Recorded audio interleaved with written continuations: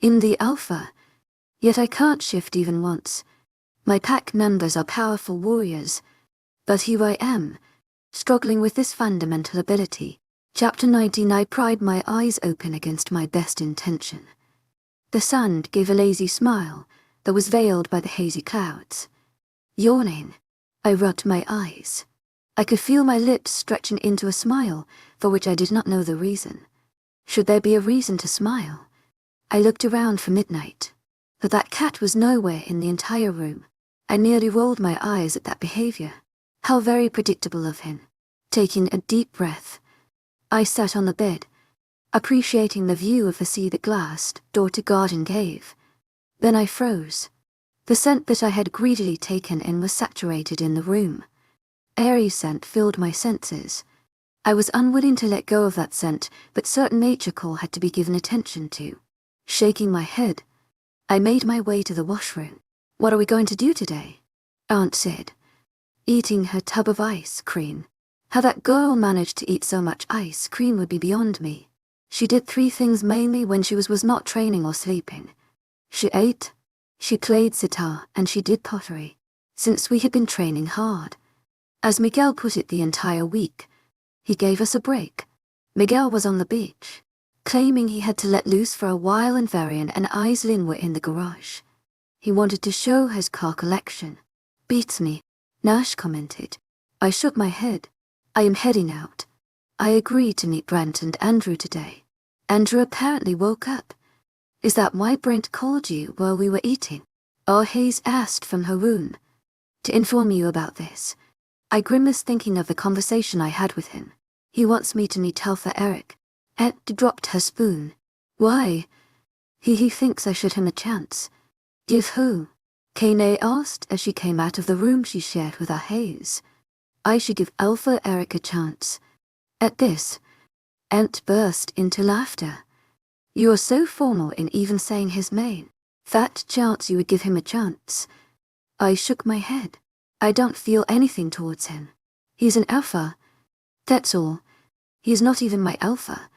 I don't think I want another alpha after Ethan. Nash scoffed. What you don't want is a jackass. Lyra, there is a difference. Point. And said.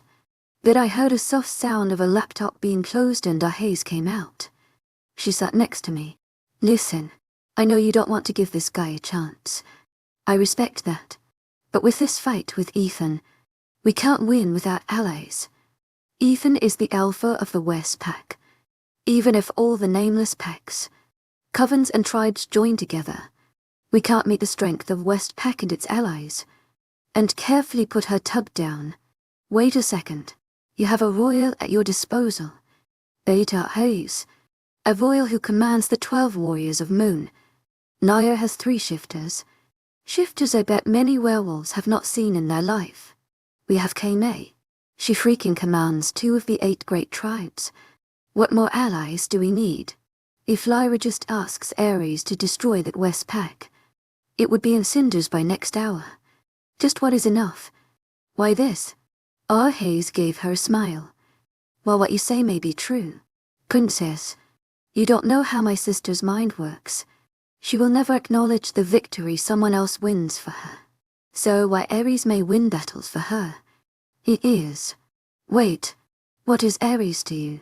At this question, I found no words. I knew I was not a poet or a writer, but I knew what words to wield at what time. This time, I did not know. Were the labels necessary? I gulped when all their stares were directed on me. What was he to me? To my agent extraordinaire, Madeline Nilben. Heartfelt thanks for your unfailing patience, enthusiasm. I shook my head. He was a guide. Was he a friend? My heart snapped at that. Someone I looked up to. Perhaps. Someone I trust. I said finally. If I considered him as a friend, my heart would definitely not race as though it had a competition with time. Sia Hay said. She does not like the easy way. While Kane may be our last before resort, we still need to do this the traditional way. Traditional way. And ask. At the same time, Kane questioned. I am the last before the resort. Who is the last? gathering allies the old-fashioned way. Hayes smirked and then she grinned at Kane. As much as I know that unleashing you is like opening the gates of hell, Kane, the last resort is outlier. And immediately had a pleasant grin hearing this. I am so glad that I am the last resort. Makes me feel like I am powerful and shit. Swearing again. A familiar voice said as he entered the room. As if you don't swear. Miguel. Ant retorted. I am different. Kid, he said. Wearing a white shirt that hugged his toned body. He sat next to Nash. He had a towel over his neck that was drenched. From the scent. I knew it was sweat. What was he trying to do? Wield his flames. Whatever it was taking his energy, and I could not bear to see him like this. What is wrong?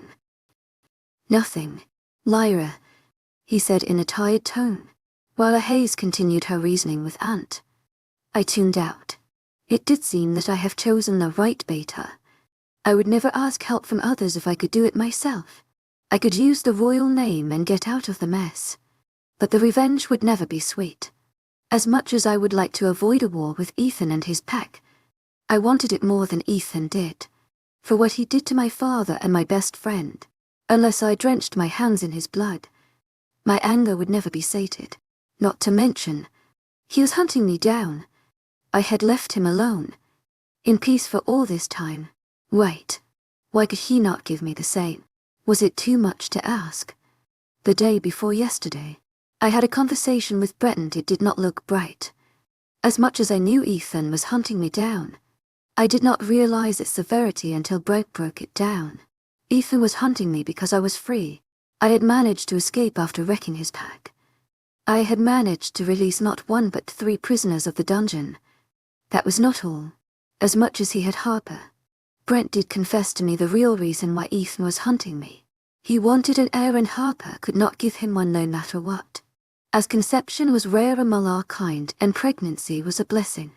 Usually, it was the mates who were gifted with a child. But sometimes a child can be born out of mate's hip, especially if the one partner is a human. Apparently, humans had genes that were compatible with us. But a child can never be born to a shifter, Magwicey or a vampire if they had met their mate, rejected the bond and chose another. The one who rejected would never have the joy of parenthood. If they did want a child, they had to mate with a human. Even then the chances were not high. But the rejected, their story was altogether different. They were given another chance, even at life if that rejection killed them. He was hunting me. He knew I had werewolf blood in me. A child born to us would be stronger than a child born to him and a human. When I heard the reason that day, Hayes and Kane had to restrain me. Day by day I was getting dominant, and it was then I knew that a war was inevitable. I thought I could walk away from this mess. But now I knew better. I harbored the intense feeling of loathing towards the alpha pair, and I would love to see them bleed red. Hiding things. Now are we? I asked Miguel. Nothing to bother you now. What do you mean by nothing to bother me now? I snarled. You already have a lot of things going on. Lyra, focus on yourself. Bullshit. To my agent extraordinaire, Madeline Nilben. Heartfelt thanks for your unfailing patience, enthusiasm. Barely restraining myself. You are a pack member. My friend during those dark days. You are always first. I know the reason why you did not choose the path of war.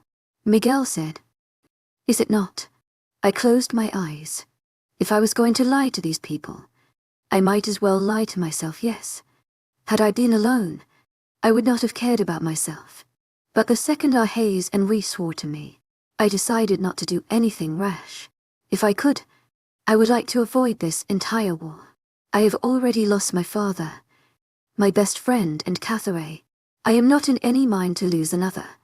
But, once I know I am strong enough, I will destroy them. Who said you might lose? Me, I replied.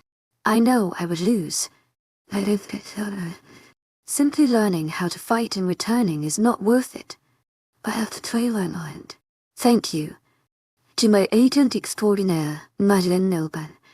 Heartfelt thanks for your unfailing patience, enthusiasm. for choosing us. You're welcome. To my agent extraordinaire, Mylan Nilben.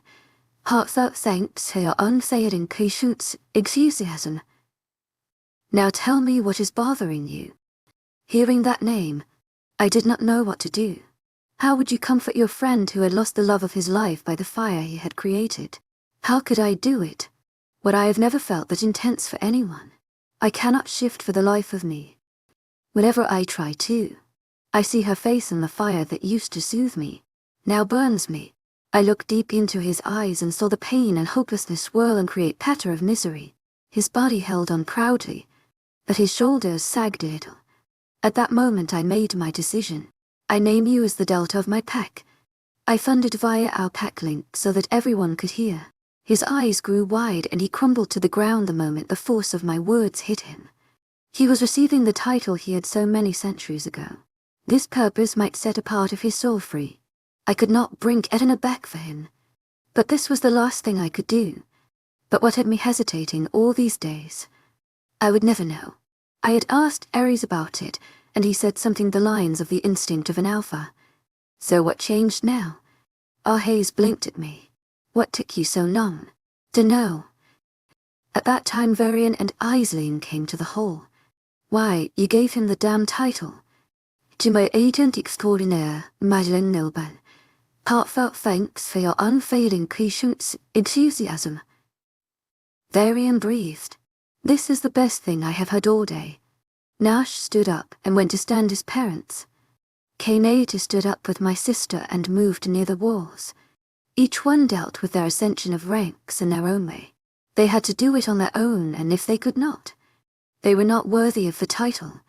But an alpha rarely made a mistake. Slowly, flames licked his hands and crawled up his back. Fire engulfed him and it started to spread around him, to the rug on which he was kneeling and the stack of paper that was trash according to Kane. They had been her rough sketches about this and that. The fire edged closer to me and Ant. Like me, Ant was watching him. It was rare to ascend in the presence of a royal. The flames touched my feet and then shriveled back, curling itself as though it was being touched by something more dangerous. While the fire dared to near me, it just steered away from Ant. Then the fire began to reside. They lost their bright greenish, blue tinge, then the yellow petals gave way to orange and scarlet. I watched with fascination how Miguel commanded the flames back into him. He stayed still for a few moments, breathing deeply, then he raised his head. To my agent extraordinaire, Madeleine Nilben. Heartfelt thanks for your unfailing patience, enthusiasm. Delta, I responded. I saw tiny flecks come back to life. Seeing that pain, I decided I would help this friend of mine in every way possible. Even if it meant he would see me as the bad one. I would not stop. I wanted him out of that misery.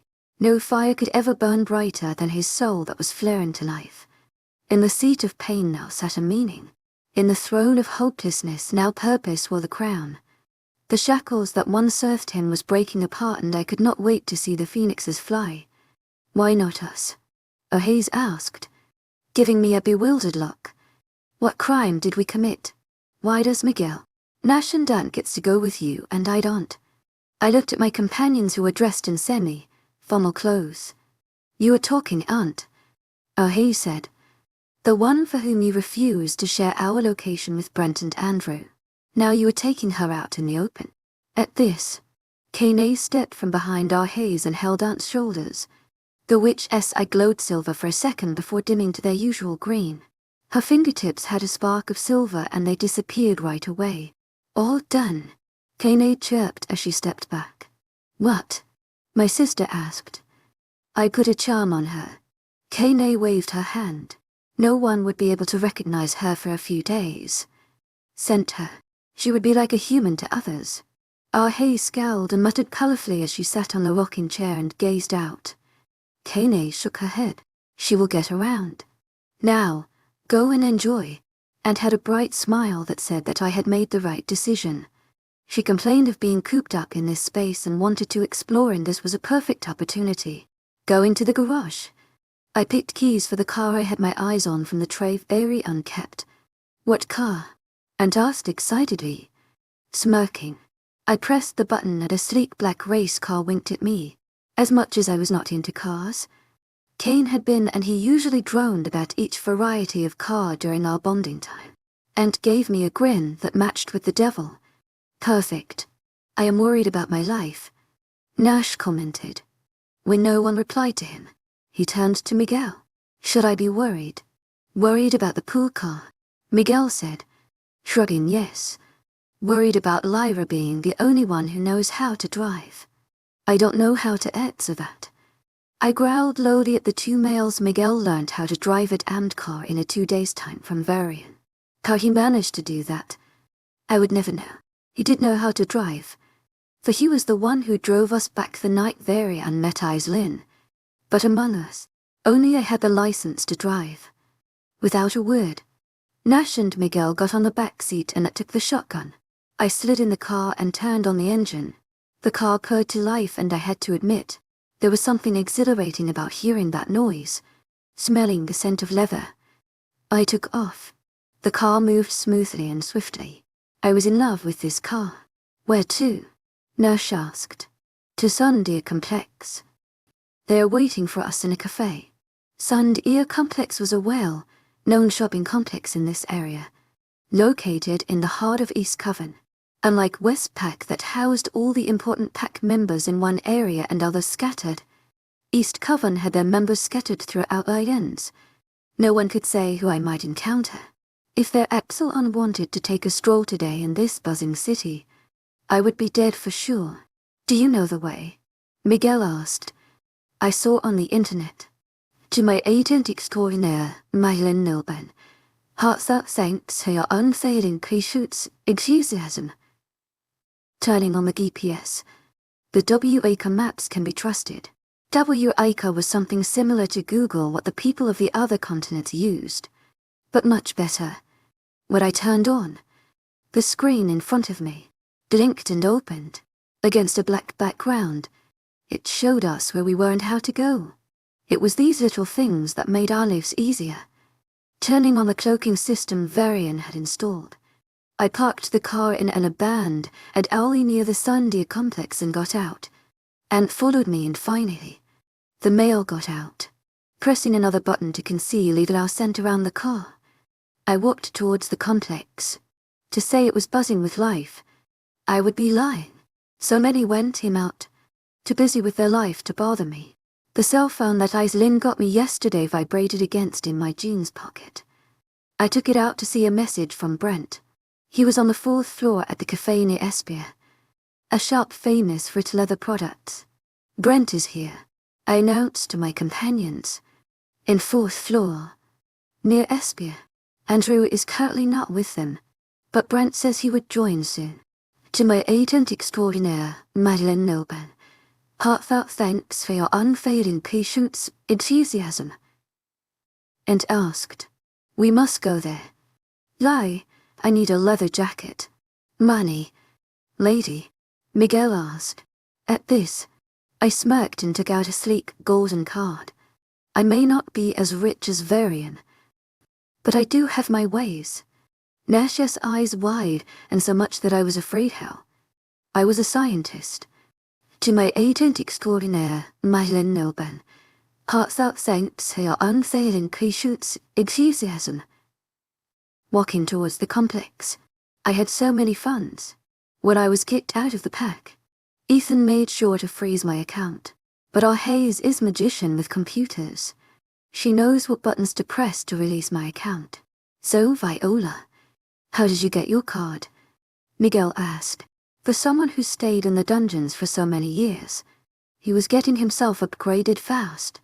Remember when our Hayes and Kane went out 2 days ago? I asked as I walked through the sensors. When it decided I did not have anything harmful, it gave beat sound, and the gates that were closed before me opened, and went through the same procedure on the gate on my right and Miguel to the gate on my left. Left to Miguel. Nash entered the complex.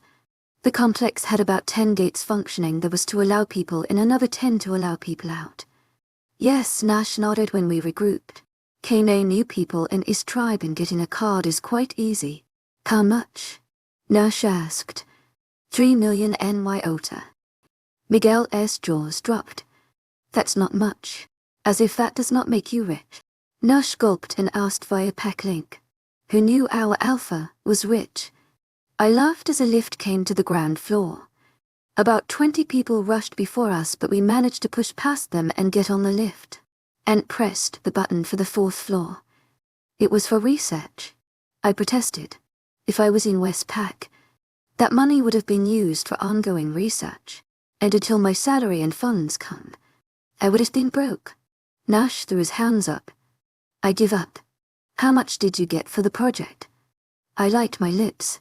3 million NYOTA. Brilliant. Absolutely brilliant. So 27 million was used for that project. Why so silent? Aunt Miguel asked her when people changed in the stock for the 2nd floor. Would I ascend? She whispered. I will make sure that these researchers and scientists are not affected in any way. I am thinking of new rules about this. My heart clenched at this. She was a girl, younger than me, at an age who was supposed to enjoy everything, take things for granted, live like there was no tomorrow. Yet the girl before me was thinking of a rule to make the life of researchers less miserable. I already knew it, but this confirmed how a great queen this young one would be. To my agent extraordinaire, Madeleine Nobel, heartfelt thanks for your unfailing enthusiasm. No one spoke. When our stop came, we got out, and spotting Espia was not a big deal even if the crowd had not given away. The huge name board did.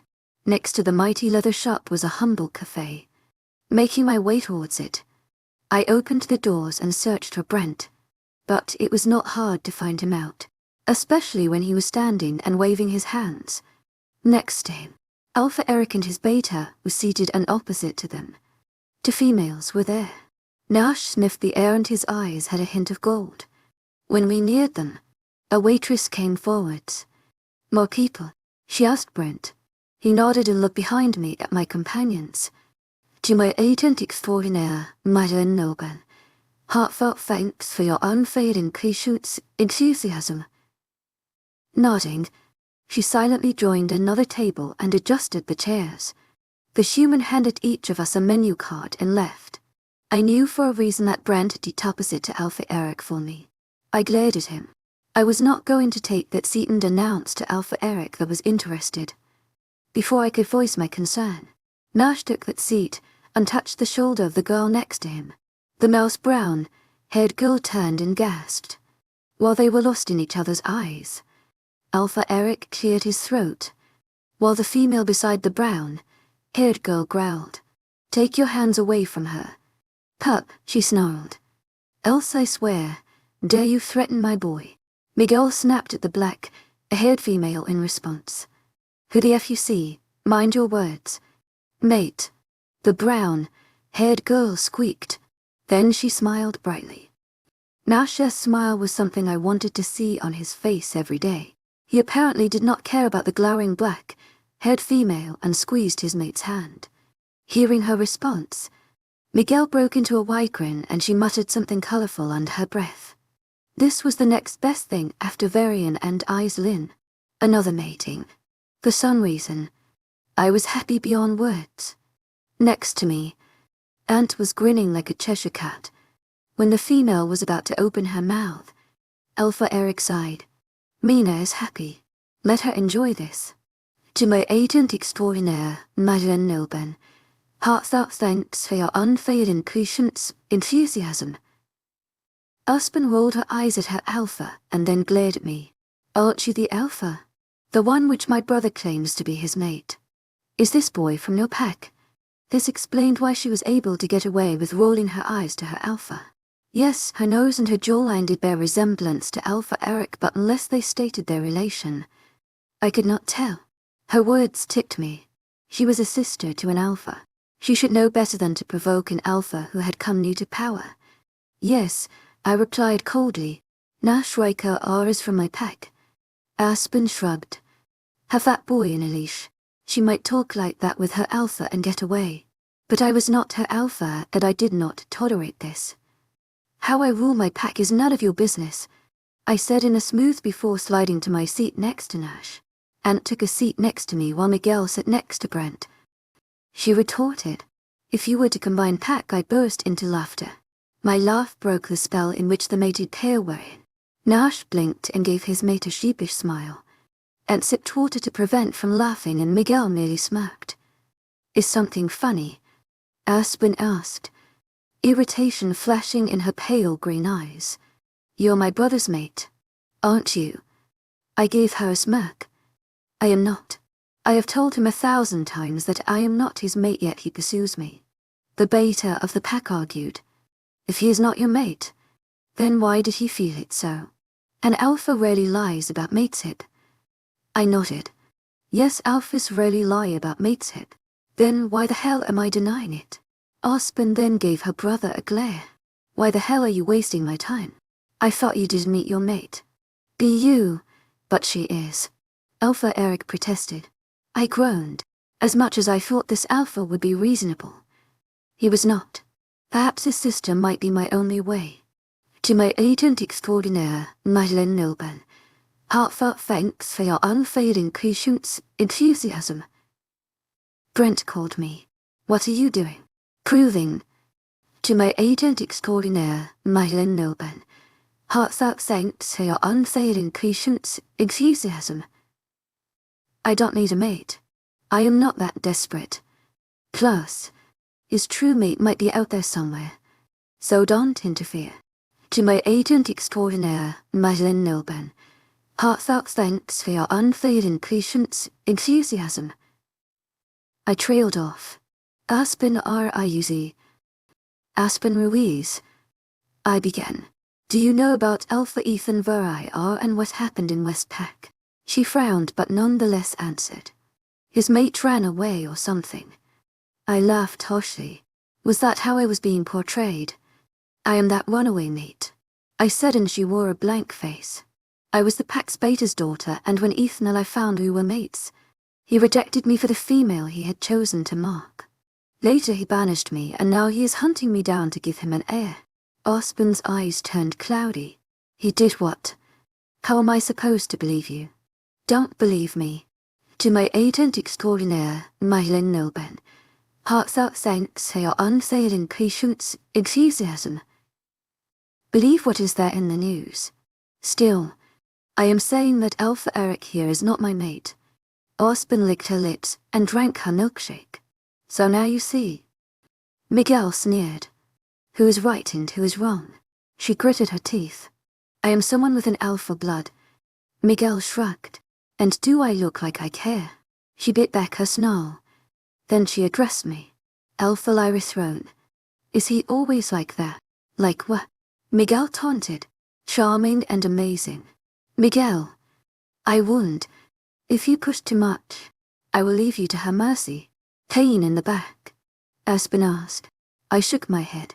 He is usually not like this. But today he decided to wear his asshole suit. Aspen sighed. I do get you. Brent was staring at Aunt. Not at the chocolate cake she had ordered. Not even at her frat. But at her. Who is this? To my agent extraordinaire, Madeleine Nilben. Heartfelt thanks for your unfailing patience, enthusiasm. Brent asked. My panicked sight met Aunt's gone once. Once flippant, I was done. Aries would have my head. I am Aunt one. Human. I nodded. She's a part of my pack. A human. The beta asked. A problem. I fired back. He backed off. Despite the conversations around, Nash and Mina were lost in each other. They did not speak much, but kept looking at each other, like they could not believe the other was here. Not at all, the beta said. Do you have a sibling? Aspen asked suddenly. I calmed my heart. I am still searching for anything related to it. Aspen's eyes narrowed. What do you mean? I was adopted, and I know next to nothing about my birth parents. Aspen nodded. If you need any help, she said as she wrote a few numbers on a piece of paper and gave me. Contact me. Any help? Miguel asked, smiling slyly. She ignored him.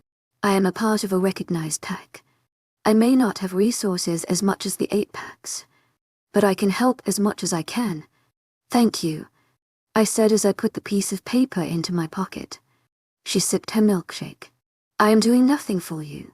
My sister is mated to a boy of your pack and my brother's mate might be a sibling of yours.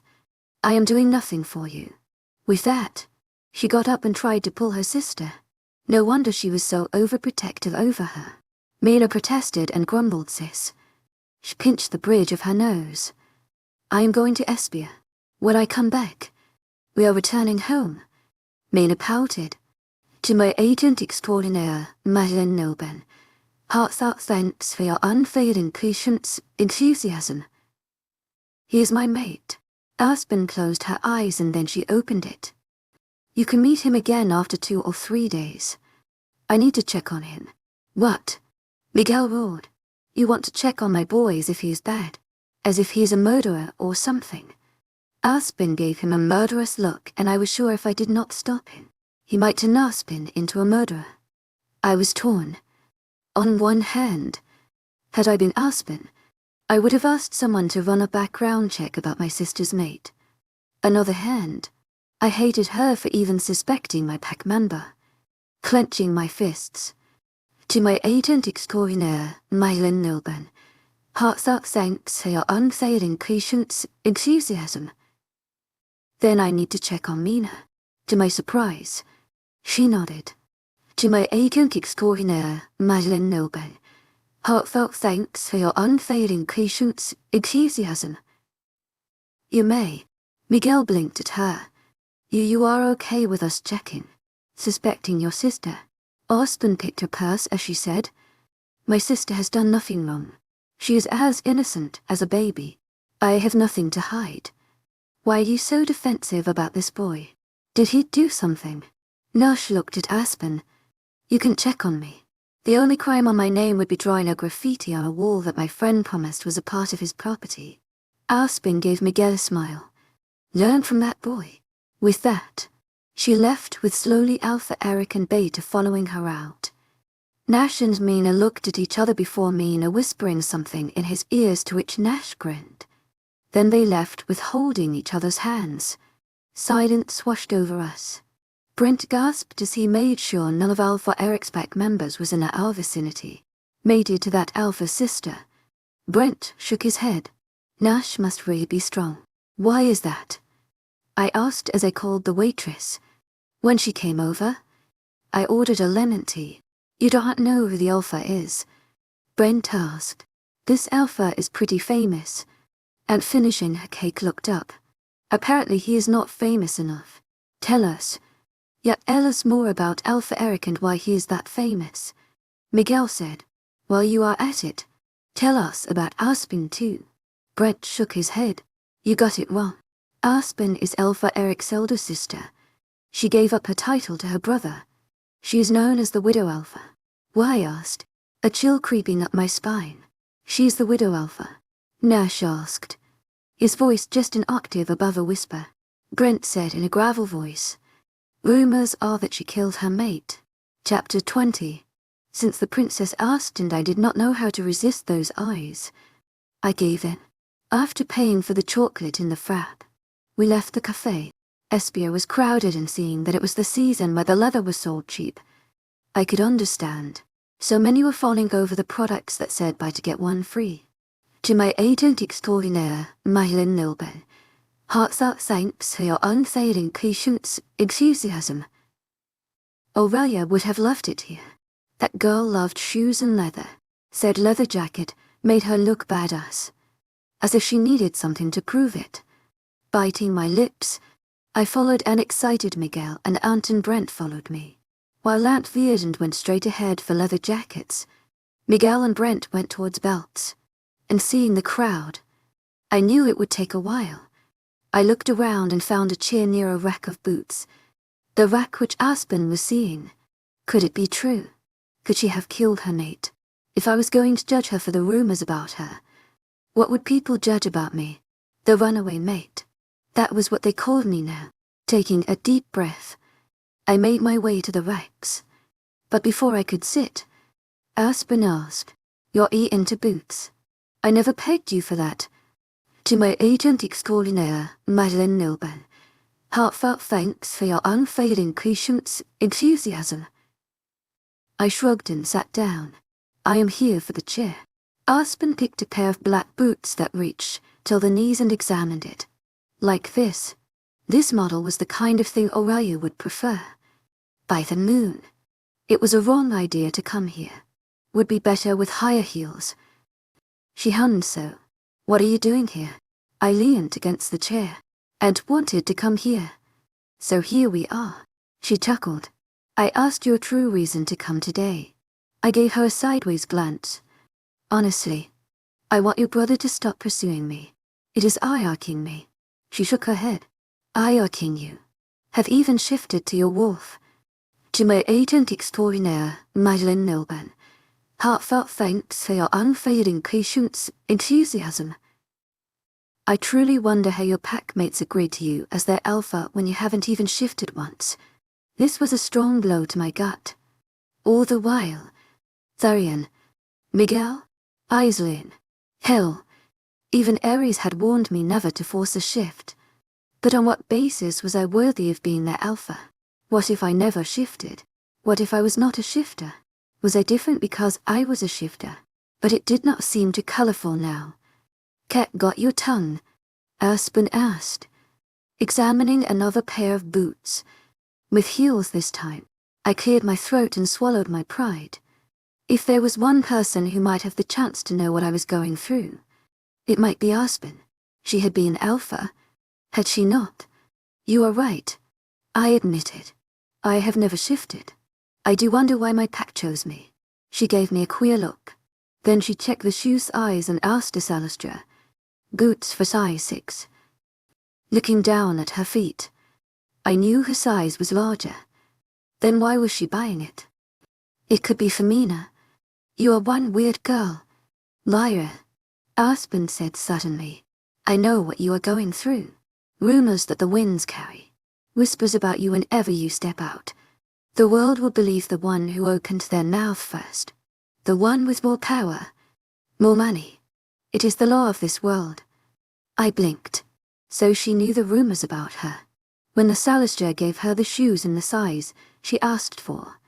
To my agent extraordinaire, Madeleine Nilben, heartfelt thanks for your unfailing patience, enthusiasm. Removed the cover and gave the shoes to me. Wear it. Lyra. Let's see if it fits. What was she going on with this? Nevertheless, I removed my sneakers and tried the boots. Just as Aurelia would have chosen. This was a perfect fit. Then I stood up and walked in it. This heels did not give me much height. And this was a style I would prefer. When Aspen saw this, she nodded to the Salister. We will take it. I removed the boots and gave it back to the Salister. Then I wore my sneakers. What was that about? Checking if you could wear a new shoe. Aspen said as she let her eyes wander over another rack. Seems like you can. What just happened here? Then she caressed the shoes next to the one she was seeing and left. Confused. I ran to catch up with her. When I ran past Dante who was asking a salesboy about a jacket, she gave me a frown. I shook my head at her and followed that burnt with scent of a certain ex, Alpha. She was standing at the end of a long queue, texting someone. I stood behind her and swept my eyes over the shop. If someone had told me that this shop was a high-end brand, I would have laughed at them. In this crowd, I tried my best to sense the two members of my pack and I saw them laughing at something Beta of Alpha Eric's said. That's Jed, Aspen said. He's the Beta of our pack. I nodded then I asked, what did you do? She frowned and then pointed a finger to herself. Me, I am just buying shoes. I opened my mouth and then closed. Then I tried again. No, what did you mean? All in good time, she said in a sing-song voice. I bet one day you will do this to a female. I stared at her. To test her worth, Aspen said and moved forward with the line. To see if she is what she is, not what she is portrayed to be. I was further lost. I had prided myself in understanding the complex theorems and mechanisms science had to offer. Yet I could not understand a single word what she was trying to tell me. Before I could reply, familiar sense invaded me and Miguel grinned. Amazing lie. I knew I could count on you. Sie sailing a spot for us. I glared at him. I am not here for you. Aspen snorted, and I was under the illusion that I could be at peace. Miguel then saw her and widened his eyes. You are here. Your presence is so small that I could even sense you. Not even sense you. My bad. She glowered at him. Don't go apologizing now. We both know that you don't mean it. Jed shifted on his feet uncomfortably while Brent looked at the belt he had with renewed interest. Such harsh words. Miguel commented, I do mean it. Then out sneaked on us. The day Miguel apologizes is the day Earth will die. Seeing that there are no symptoms of that. I know you don't mean it. Aspen smirked. Even your pack member agrees with you. You overgrown pup. He froze then began to laugh. You think that I am a wolf? He laughed so hard that he fell down and cried. This was not good. People were watching us. Behave. Oh my. To my agent extraordinaire, Madeleine Nilben. Heartfelt thanks for your unfailing patience, enthusiasm. Don't say you don't find that funny. He continued to laugh. To my agent extraordinaire, Madeleine Nilben. Heartfelt thanks for your unfailing patience, enthusiasm. That was so funny. Now get up and pat yourself. Surprisingly, he listened and set himself straight. Aspen gave him a perplexed look. Was it that funny? Smirking, he leaned as if he was going to kiss her. Then he whispered in her ears. I am a shifter. Girl. Not a mere werewolf. Jed gave him a curious look. Perhaps wondering why this idiot was behaving so unruly with an alpha. If I had been Jed, I would have pulled Miguel back, so that my alpha would not hurt him. Alphas hated to be challenged. A king alpha would result into things. Death or banishment. It was not advisable to get on the bad side of the alpha. And from the look on his face, I knew he had not heard what Miguel had whispered to Aspen. I should have pulled Miguel back by now, but I was not in the right mind. This was a phoenix shifter. He could beat the shit out of any alphas these days within a matter of few minutes. No, I was not worried about him. I was worried whether this female could be trusted with our secret. And by the look on her face, I could not tell whether I could trust her or not. What possessed Miguel to confess to her? Impossible, she whispered after length. Miguel then wound his hands around her and gave her a lazy grin, proving to me that he had left his brains back at home. He pulled her closer, and what surprised me was that she allowed him. What was happening? I tried reaching out to him, but he was blocking me. Damn this idiot. Then Aspen's breath grew shallow and she began to pant. WHA Alpha. Brent called. What is Miguel doing? I wish I knew. Only then I realized how much years older Miguel was to me. And, called Brent, Jed and me, and we moved ahead in line, leading the two behind. Before Aspen could say something, he released her and wriggled his eyebrows. What about that? Can a werewolf do that? I tried to hear her response, but all I heard was Aunt squeal. I love them. I looked at her and sniffed. Did she take something while I was not there to become high? What was with people and doing crazy things today? Had they planned it and forgotten to tell me? Jed blanched. What? She grinned. Aspen and Miguel. They make a cute pair, no? No, Brent said without a beat. When Aunt glared at him. Yes. Aunt, I began and looked behind us to see them bickering again. In which angle does that sound cute? Especially when they were swearing at each other loud and colourful. The princess bumped her shoulder against mine. You don't understand. To my agent extraordinaire, Madeleine Nilben. Heartfelt thanks for your unfailing patience, enthusiasm. I have travelled so much and I have seen so many things. If they don't end up together, I will change my name. I shook my head. Better start searching for a name. And gave me a smirk. Let's wait and see, shall we? Jed coughed. She won't mate. Brent then gave that werewolf look. Are the rumors true? Jed licked his lips and his brown eyes showed genuine fear. About what had this pure wolf gone through? The widow Alpha, Grant said. That time, Aspen cut the line ahead of us and paid for the shoes and a leather handbag she bought. Aspen said curtly, I did kill my mate. With that, she gave me the box with shoes and left, holding her head high. I gave Brent a disbelieving look. He should have known better. He knew Aspen could hear him. Before I could say anything, Miguel said, He's nothing but a child. He does not understand the rejection or the pain of losing a mate. It is wise to let it go now. Nodding, I swallowed my snarl. This was the last time. If he was going to do something insensitive like this again, claws or no claws, my hands would find his neck and perhaps give it a slight squeeze to remind him. What was that all about? I snarled lowly at Miguel. What was? Acting innocent now. Were we? That possessive hold on Aspen. I snapped. What the hell were you thinking? Oh, he drawled. To my agent extraordinaire, Madeleine Nilben. Heartfelt thanks for your unfailing patience, enthusiasm. Yes, I said, as the cashier was billing our items. Entered Jules in an onyx black leather jacket, and Miguel had selected a black belt. I had to prove, Miguel said, that I was not lying. There would be 500 iota. The cashier interrupted me. What about you, Brent? I asked as I took out my card. Nothing. I need nothing from here. I gave the cashier my card and looked at my pack member. What else do you need? About 100 iota. Andrew and I have to buy supplies. I nodded. I will ask our Hayes to credit some into your account. The cashier smiled at me as she gave our things in a bag. Why tell? And what did you do? I will admit I did not know what possessed me to tell her, but I do not regret it. I have a strong feeling that she won't betray us. At this, Jed gave us a frown.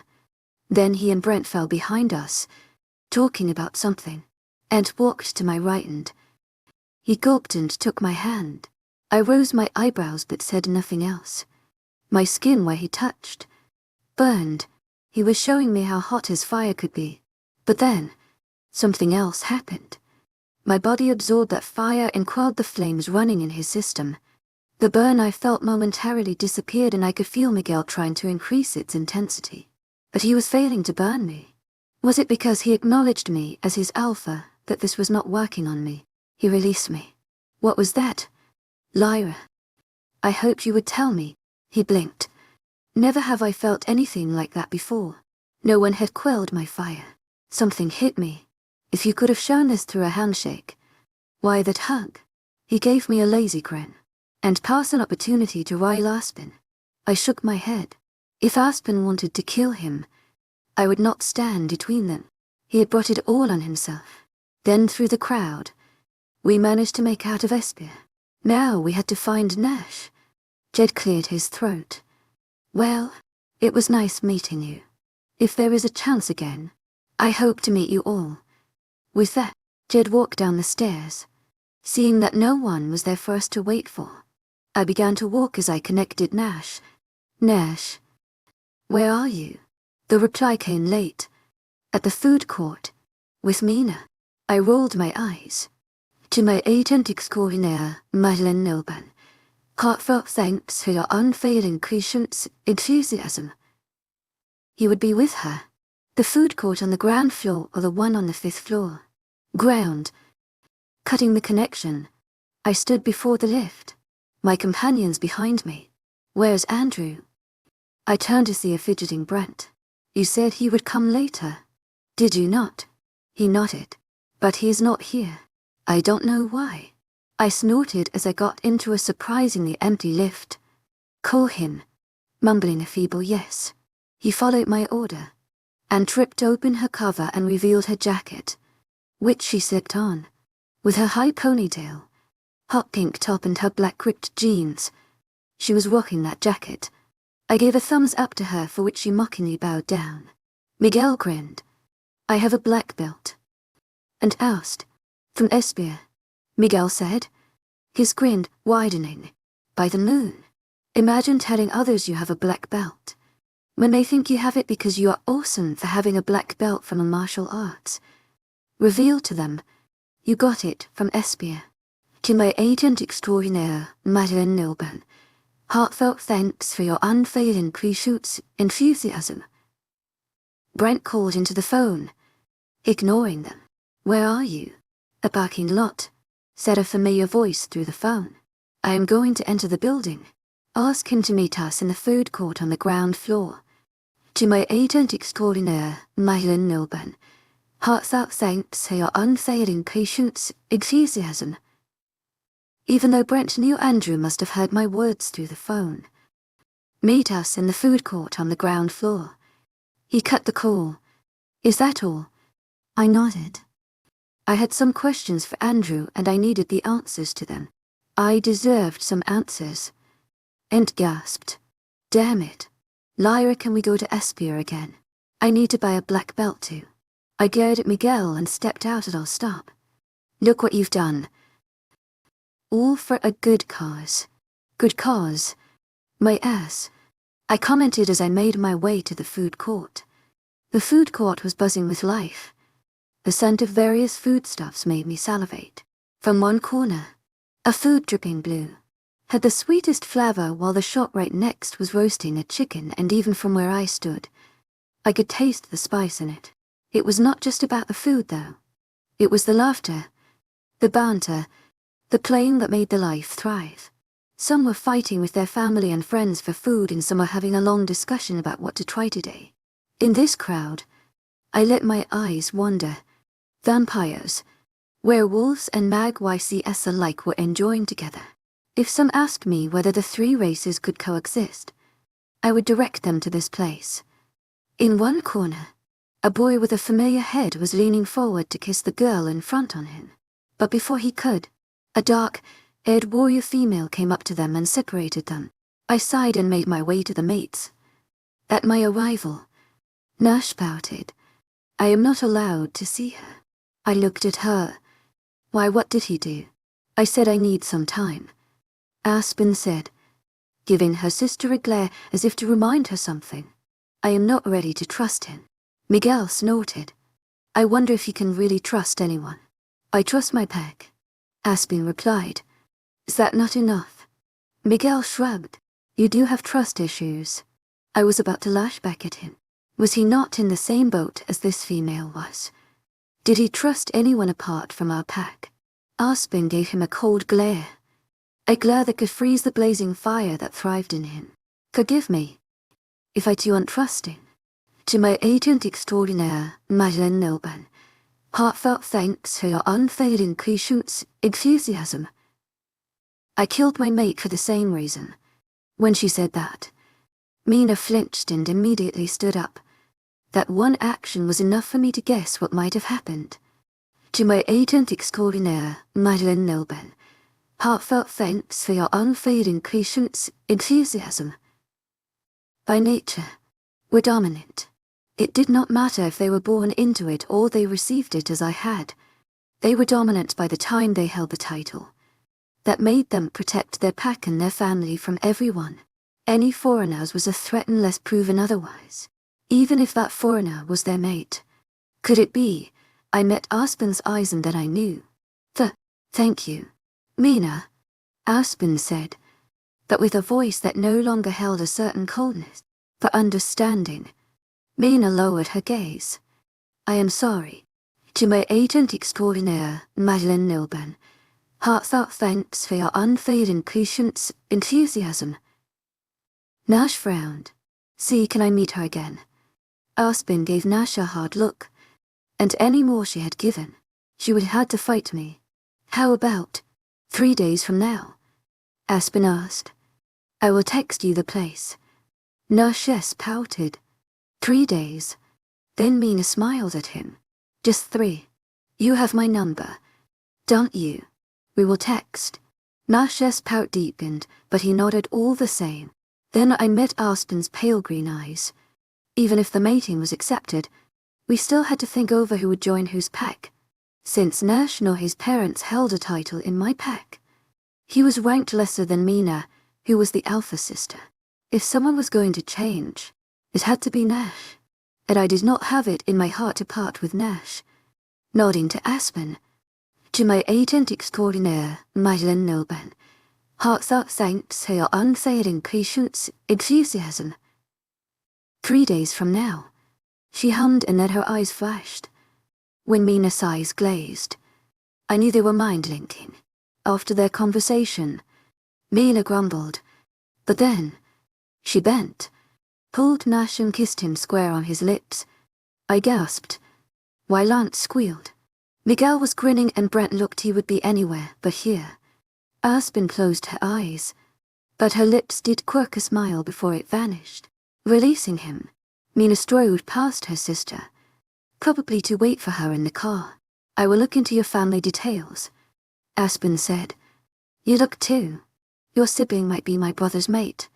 My adopted parents are Beta Carter Black and Beta Evelyn Thorne. To my agent extraordinaire, Madeleine Nilben, hearts out thanks for your unfailing patience, enthusiasm. She nodded and left, but not before glaring at the shifter next to me. Miguel said, You got it bad. Boy, the one is alpha blood. She's going to do that to you a lot. Leave you stunned, that is. Nash had a dreamy look on his face. Ben let her stun me. I am all hers. I momentarily wondered about the choice I had made with giving my card to Miguel to buy food. When it came to food, he threatened gluttony for his throne, while the 3 males left to buy us food as we waited for Andrew to show up. Ant grinned lazily at me.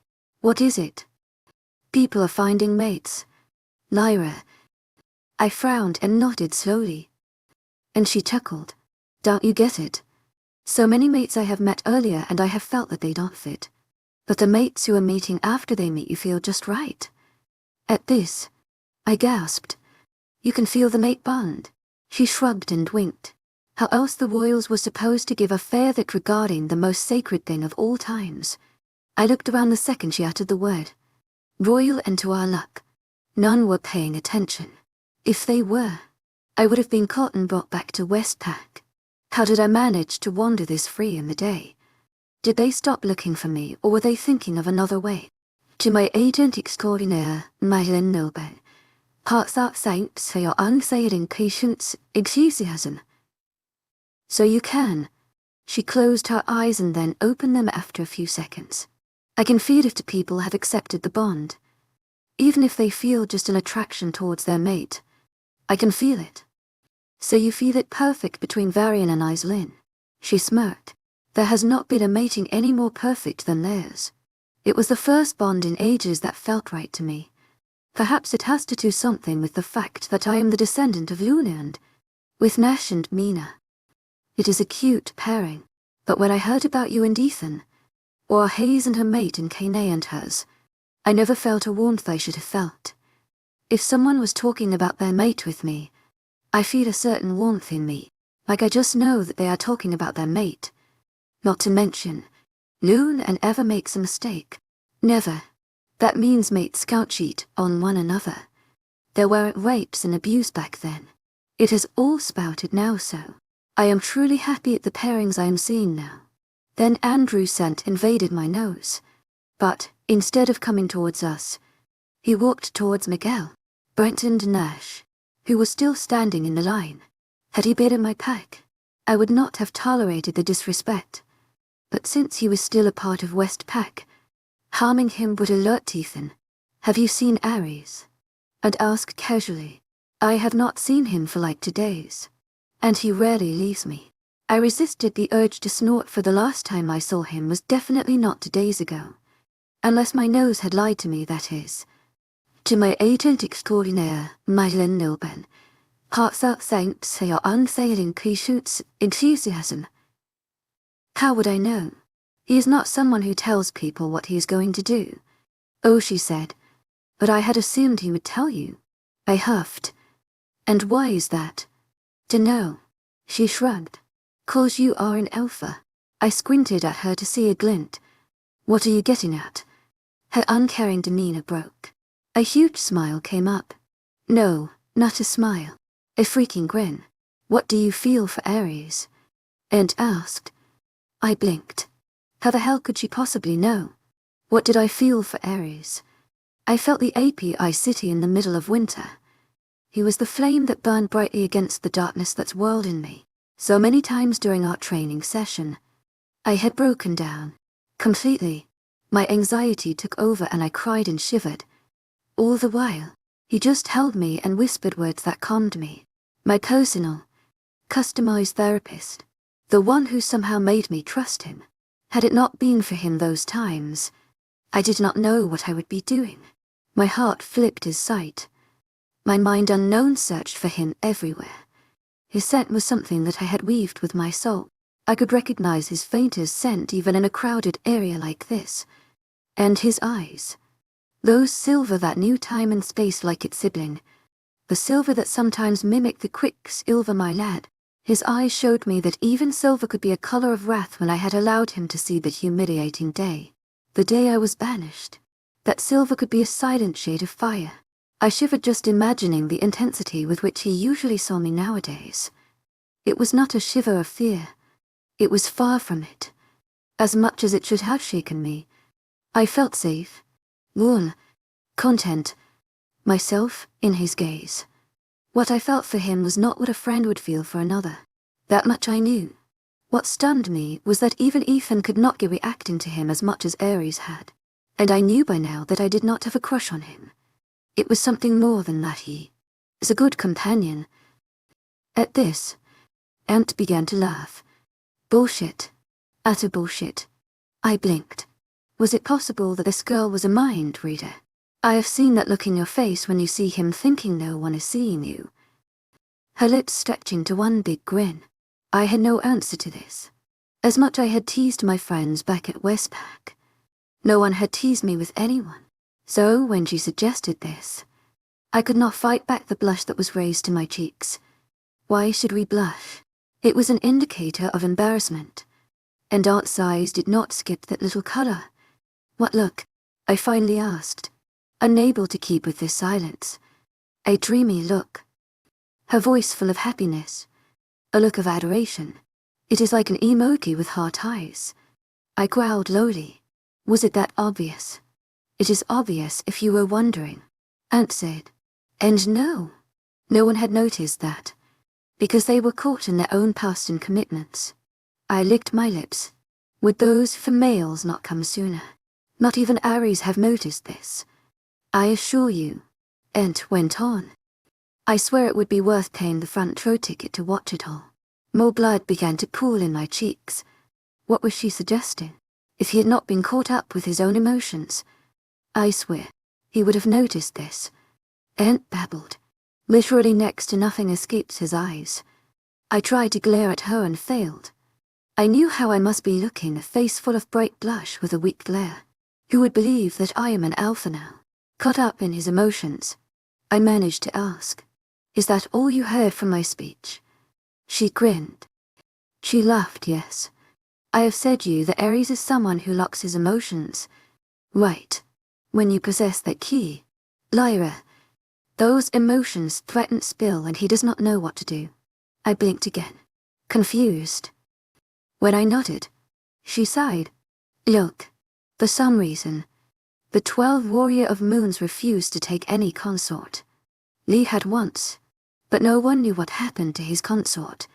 I am betting it has something to do with Ursa, the 13th Warrior of Moons, so, in their course of life, they quite became jaded.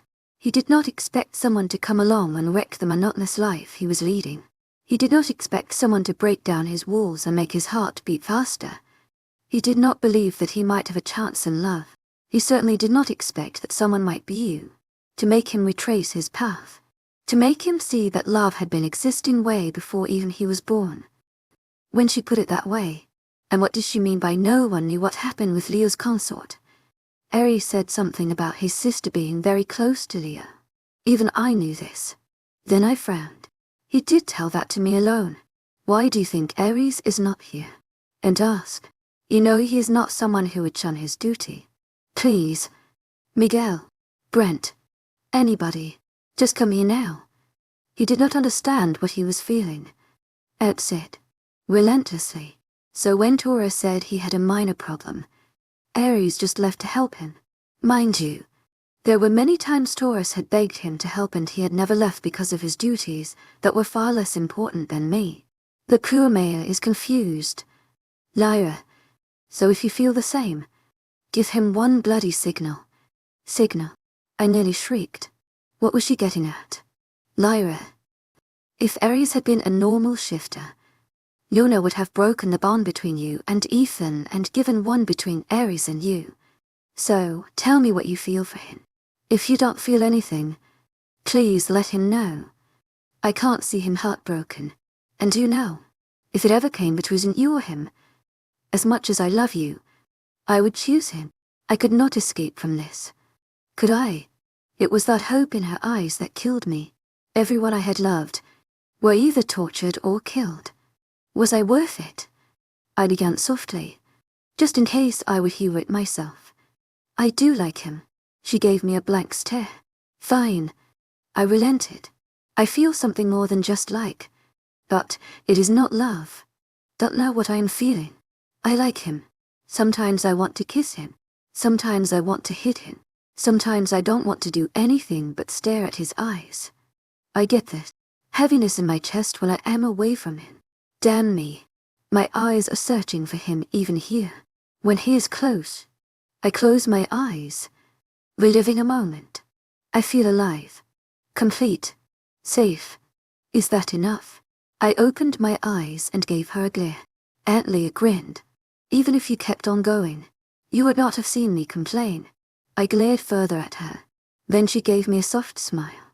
I understand when you say that you don't love him yet.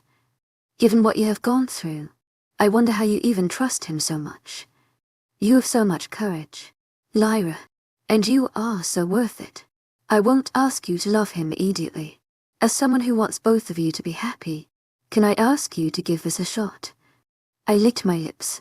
Surprisingly, after my confession, I felt lighter, better, like I did not have a secret to harbor anymore. More than anything, I mumbled. Ed grinned. Was it the reason why you were so sure Alpha Eric was not your mate? I gulped. This one before me would make a damn fine queen, yes. I am glad, she said as the males arrived with our food. 3 plates of pasta, 6 burgers, 3 bowls of noodles and a bowl of poe and pho, setting the food before us. Nash distributed the bowls and Miguel began filling our bowls with pho. After giving me my card, as we began to eat, Miguel asked, "What were you both talking about?" LYR as all read. Aunt smirked. This and that can make a girl blush. Nash mused as he helped himself with a glass of water. Andrew quietly sat and ate. Aunt shrugged. I see no girls here apart from Lyra and myself. So I am not going to share any secrets now. Miguel pouted. Damn it. I wished you would tell me. As they began to talk, the conversation I had without began to know me. Could I give it a try? Did Aries feel the same for me? I knew from one conversation I had with those stars had soul-bound, something similar to mate. Unlike us, to whom Luna had to show who our mates were, stars could sometimes choose them and feel them with no one telling who their other half was. While our bonds could be broken by Luna, the bond stars had was for life. What if he had a soul, chosen, a mate? Even if he did not, what was to say that he would choose me? My bowl of pho became cold by the time I snapped from my reverie. You worry too much, Lyra. Aunt's school voice resonated in my mind. Before you feel surprised, know this. I am doing this mind connection for the first time and I am freaking out more than you. But she did not appear to be. She was fighting with Nash for noodles. As I said, you worry too much. Aunt said, because remember, I said that I could feel a certain warmth when Veri and our eyes Lint spoke about each other. A warmth I could feel when Nash spoke about Mina. I felt that warmth when you spoke about Aries.